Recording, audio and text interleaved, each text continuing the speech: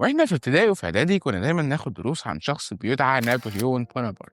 كنا دايما بناخد برضه دروس عن شيء بيطلق عليه الحملة الفرنسية، ودايما كنا برضه بناخد ان لولا الحملة دي ما كناش اكتشفنا حاجات مهمة زي حجر رشيد اللي كانت اكتشافه يعتبر نقلة نوعية في عالم الآثار. ده غير طبعا ان احنا ما كناش تقدمنا وتطورنا في مجالات مختلفة تانية، بس دايما كان بتبقى في حاجات ما بيتحكيلناش عنها في المناهج دي، زي المساوئ اللي ألحقته بمصر والأضرار اللي جت من ورا الحملة دي على مصر والمصريين. ده غير السبب إن هم ليه جم مصر واشمعنى مصر بالتحديد.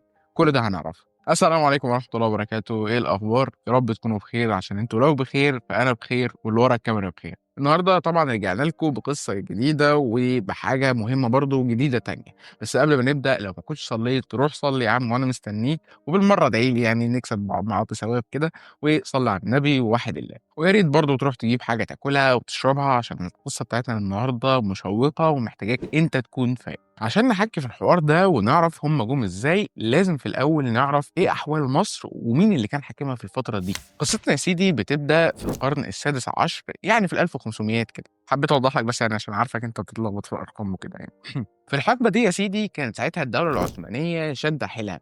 فطبعا انت عارف ان اي دوله في اي مكان في العالم لما بتشد حيلها بتحب ان هي تبص على مصر. كانت مصر ساعتها تحت حكم المماليك، ونوعا ما كانت الاوضاع مش احسن حاجه، يعني بمعنى اصح كانت الدوله تقريبا بتنهار. واللي كان حاكم مصر في الفتره دي من المماليك كان شخص بيطلق عليه طومان باي. كان تقريبا يا سيدي في الفترة دي العثمانيين استولوا على أغلب الأراضي اللي بيحكمها المماليك، تقريبا ما كانش فاضل غير مصر. عشان كده هم بالفعل توجهوا على مصر عشان يدخل المماليك والعثمانيين في معركة مع بعض بيطلق عليها معركة الريدانية. وأكيد يعني مش عايز أحرق عليك، المماليك خسروا وأصبح طومان باي بالرغم من هزيمته دي إنه أصبح بطل ورمز للمقاومة. طبعا أنت عارف الشعب المصري بطيبته الزيادة اللي هو إحنا يعني زعلنا على إعدام طومان باي شنقا على باب زويلة عام 1517. وأكيد بعد الهزيمة دي وإعدام طومان باي أصبح العثمانيين هم الحاكمين لمصر، بس ما كانوش بيحكموها دايركت، يعني كانوا مخلين المماليك زي ما هم على مصر، لكن الحكام الفعليين كانوا العثمانيين بس. يعني ما تتبسطش قوي، كانت الأوضاع ساعتها مش أحسن حاجة.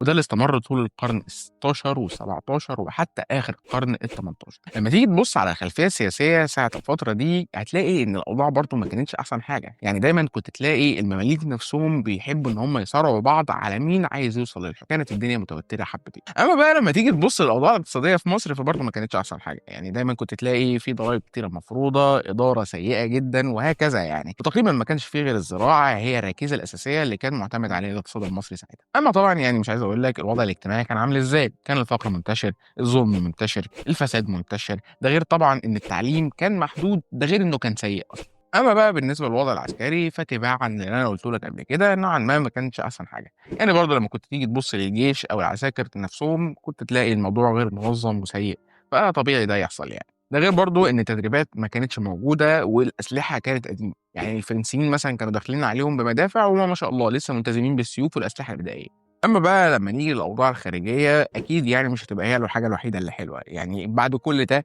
أكيد الدولة العثمانية نفسها ضعفت، وده اللي خلى بريطانيا وفرنسا الاتنين يحبوا إن هم يحطوا عينهم على الدولة العثمانية. أما بالنسبة بقى لأوضاع المصريين فأكيد بعد اللي حكيته لك ده كله أكيد كلهم جضوا من اللي كان بيحصل ده وكانوش راضيين أصلا على اللي بيحصل. أما بقى في الجهة المقابلة لما تيجي تروح وتشوف أوضاع فرنسا ساعتها برضه مش عايز أكذب عليك وأقول لك إن الأوضاع كانت زبادي في الخلاط. ببساطة كده هي تقريبا كان وضعها زي مصر من غير ما حد يحتلها أصلا. فرنسا ساعتها بقى يا سيدي كانت لسه محتفظة بالحكم الملكي الخاص بيها، وكان اللي بيحكمها شخص بيطلق عليه لويس السادس عشر. ولو انت شخص مطلع على التاريخ فتعرف ان لويس السادس عشر هو اخر ملك يحكم فرنسا، وده طبعا كان قبل اندلاع الثوره الفرنسيه. وفي الفتره ما بين 1789 ل 1793 كانت الاوضاع مش احسن حاجه، يعني كنت لما تيجي تبص على الاقتصاد بتاعهم فكنت هتلاقي في ديون وفي ازمات ماليه، ده غير التضخم اللي حصل، وكل ده بعد حرب سنه السبع.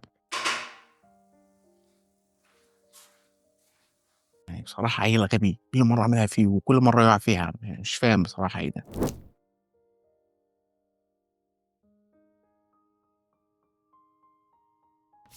طبعًا يا صديقي أنت أكيد بتسأل نفسك إيه هي حرب ال7 سنوات؟ هاقول لك طبعًا إيه هي يعني يا صديقي وبطّل سذاجة، يعني أكيد أنت هنا موجود بس عشان تسمع، وما تسألنيش تاني من ورا الشاشة عشان أكيد لمّا أنت تسألني أكيد مش هارُد عليك. حرب 7 سنوات كما كان يطلق عليها طبعًا في أوروبا، أو حرب الفرنسيين والهنود زي ما كان بيطلق عليها في أمريكا الشمالية، وهنا أقصد الهنود الحُمر مش الهنود بتاع هالوم يا برادر عشان أنا عارف دماغك بس لو ما وضحتلكش، أو حرب الكازاناتيكية كما كان يطلق عليها في الهند. هتقول لي طب ما هي الهند أهو، عرفت بقى إنك أنت اللي حمار ومش بتفهم؟ أقول لك ما لو كان صبر على كان لوحده. زمان يا سيدي كانت بريطانيا وفرنسا يعتبروا أكبر وأقوى قوتين استعماريتين موجودين، وكانوا طبعا بيحبوا ينطوا براحتهم في أي دولة هم عايزينها. الحرب دي بدأت يا سيدي في أوروبا، كانت مكونة من جهتين. الجهة الأولى كانت عبارة عن بريطانيا وبروسيا والبرتغال. هتقول لي مش بروسيا دي هي بروسيا دورتموند؟ هقول لك بص والله يعني أنت ذكي شوية، يعني عشان قربت من الكلام الصح، لأن العامل المشترك ما بينهم هما الاتنين إن هما الاتنين ألمان. بروسيا دي كانت عبارة عن إمبراطورية ألمانية قديمة وعظيمة في نفس الوقت، وكان عاصمتها هي برلين اللي هي عاصمة ألمانيا حاليا، وكان حاكمها هو فريدريك العظيم في الفترة بتاعة حرب السبع سنوات. وبروسيا دي فضلت إن هي تتوحد تاتا تاتا على مدار العصور لحد ما بقت ألمانيا حاليا اللي إحنا عارفينها. أما لما تيجي تشوف الجهة المقابلة فكنت هتلاقي فرنسا، النمسا، السويد وأسبانيا وروسيا. وكانت تعتبر هي أول حرب عالمية تقام ما بين جهات كبيرة ومهمة، لدرجة إن في ناس أطلقوا عليها الحرب العالمية صفر. تقدر تعتبر إن الطرفين الرئيسيين اللي موجودين فيها هما فرنسا وبريطانيا. طبعا أكيد عشان أنت ذكي فيقدر في دماغك هي قعدت كام سنة، يعني حاجة استغفر الله العظيم. وعايز أقول لك بس يعني إن حرب السنوات ال7 أُقيمت ما بين 1756 ل1763. الحرب قامت بس بسبب إن فرنسا وبريطانيا الاتنين كانوا عايزين يحطّوا إيديهم على نفس المنطقة، فراحت فرنسا وبريطانيا حطّوا إيديهم على بعض. راحت فرنسا بصّت لبريطانيا قالت لها حوشي إيدِك من على المنطقة، راحت بريطانيا قالت لها حوشي إيدِك أنتِ الأول. الناس بقى من بعيد قعدوا يبصّوا لهم وقالوا لهم خلّي بالكم لا السلاح يطول. والسلاح طول. فالنمسا لمّا عرفت الكلام ده راحت جريت على فرنسا وقالت لها: "وأنتِ رايحة تجيبي أرضِك عدّي على الأرض بتاعتي وهاتيها لي من روسيا." فراحت ساعتها بروسيا بصّت كده للنمسا وقالت لها: "هي بقت كده؟ طب والله أنا رايحة لماما إليزابيث." وأنا قُلت ماما مش تيتة بس يعني عشان كان ساعتها لسه صغيرة يعني، إفيه قُلته حلو ولو ما عجبكش فأنت اللي ما بتفهمش.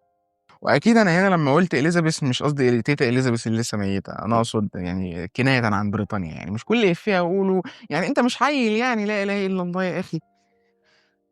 ولو أنت رُحت ودوّرت على السبب الرئيسي لدخول بروسيا الحرب، فهتلاقي بس إن هي كانت داخلة عشان ترخّم على النمسا، وطبعًا يعني عشان تدافع عن الأرض اللي خدتها من النمسا. بجاحتهم نفس بجاحة اللي ما يتسمّوش، يعني ما هم جايين من نفس المصدر هاقول إيه بقى. الحرب بدأت ما بين بروسيا لوحديها قصاد فرنسا، النمسا، السويد، وروسيا، يعني ما شاء الله يعني قلبها جايبها.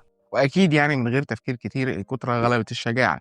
بس نوعًا ما أقدر أقول إن بروسيا صمدت حبتين بسبب التدعيمات اللي قدمت لها بريطانيا، وقدروا إن هم يحققوا شوية من الانتصارات. في نُص الحرب كده جات مكالمة لروسيا راحت رفعت السماعة قالوا لها الحقي أصل الإمبراطورة ماتت، ولو بتسأل عن اسم الإمبراطورة فهي اسمها إليزابيث.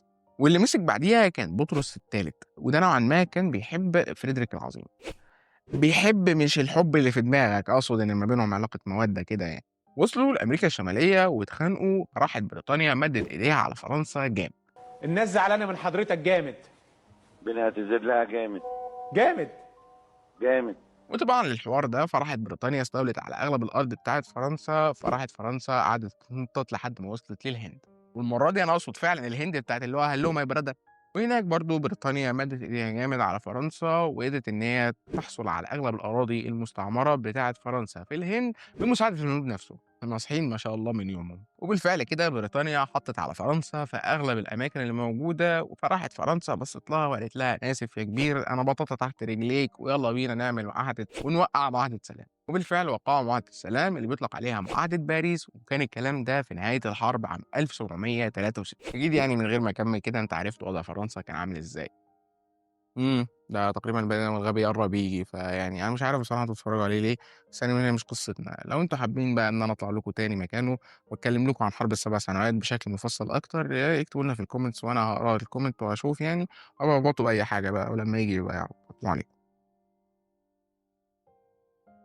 لا مؤاخذة يا جماعة يعني بس هو أنا سمعت صوت غريب كده حبّة، بس يعني أنا المشكلة إن أنا قاعد لوحدي فعشان كده طلعت أتأكد من اللي حصل يعني، بس هو ما فيش حاجة يالّا بينا نكمّل لا مؤاخذة. ده غير إن ساعتها يا سيدي كان نوعًا ما الحالة الاجتماعية كان برضه منتشر عدم الاستقرار والفقر، حاجات كده من اللي قلبك يحبها. أما بقى لمّا كنت تيجي تبُص على الوضع العسكري فنوعًا ما كنتش تلاقيه إن هو بالسوء ده، يعني هم كانوا مقضيينها حروب، نوعًا ما إن الثوار نفسهم حاولوا إن هم يعملوا جيش وينظموه، بس نوعًا ما كان عندهم مشكلة من حيث قلة الموارد، فببساطة يا سيدي هم جُم عشان يستولوا على الأرض بتاعتنا وياخدوا الخير بتاعها، وفي الآخر يقولوا لك إن هي إمبراطورية عظيمة. ده تقريبًا كان حال أغلب إن لم يكن كل الإمبراطوريات القديمة اللي موجودة في أوروبا. عشان كده لمّا تيجي وتبُص لأعظم الحضارات وأكثرهم علوًا في العالم زمان، كنت تلاقي الحضارة المصرية القديمة وحضارة بابل القديمة اللي لو كانوا استمروا لحد دلوقتي كانوا فضلوا محافظين على الهيبة بتاعتهم وقوتهم. ده غير طبعًا الحضارة الإسلامية القديمة اللي كانت أيام الرسول صلى الله عليه وسلم وأيام الصحابة برضه رضي الله عنهم. بس يا سيدي بعد كل اللي حصل للفرنسيين ده،